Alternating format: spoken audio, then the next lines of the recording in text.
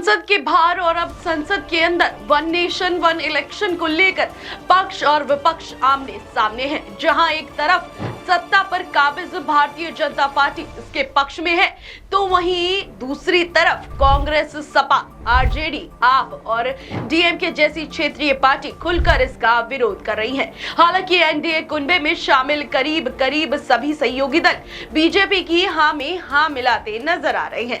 लेकिन अब सवाल ये है कि आखिर क्यों वन नेशन वन इलेक्शन को लेकर पक्ष और विपक्ष में जंग छिड़ी हुई है। इस सवाल का जवाब जानने से पहले आप मेरा परिचय जान लीजिए।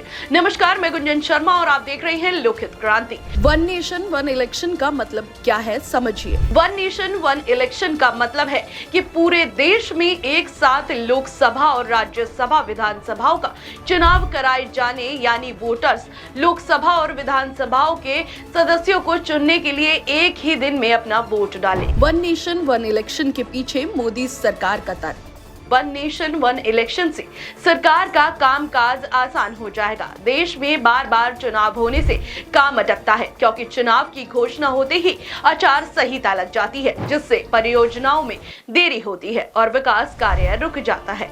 दावा तो ये भी किया जाता है कि एक बार चुनाव कराने से लागत कम होगी और संसाधन भी कम लगेंगे, जो पैसे बचेंगे और देश के विकास में खर्च किया जाएगा।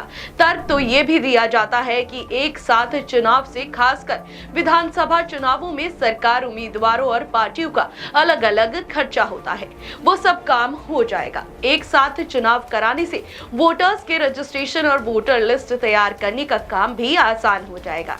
एक ही बार में ठीक से इस काम को अंजाम दिया जा सकेगा।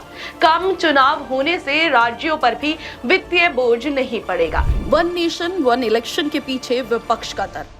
तो वहीं दूसरी तरफ विपक्ष का तर्क ये है कि भारत में एक राष्ट्र एक चुनाव को लागू करने में कई चुनौतियां और खामियां हैं।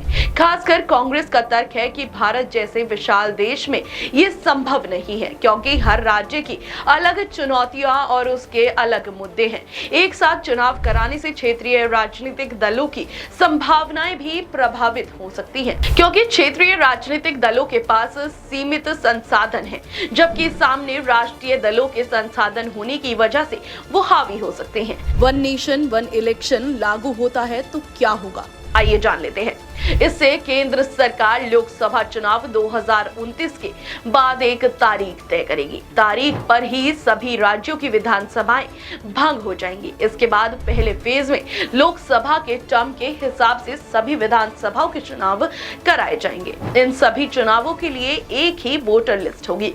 गौरतलब है कि भारत की आजादी के बाद 1952, 1957, 1962 और 1967 में लोकसभा और विधानसभा के चुनाव एक साथ कराए जाते थे, लेकिन जब इसको लेकर एक बार फिर चर्चा तेज हो गई है। खैर, आपको क्या लगता है, देश में एक बार फिर एक साथ चुनाव कराए जाने चाहिए या नहीं? हमें कमेंट कर जरूर बताइएगा और ऐसी तमाम जानकारी से जुड़े रहने के लिए देखते रहिए लोकहित क्रांति। नमस्कार।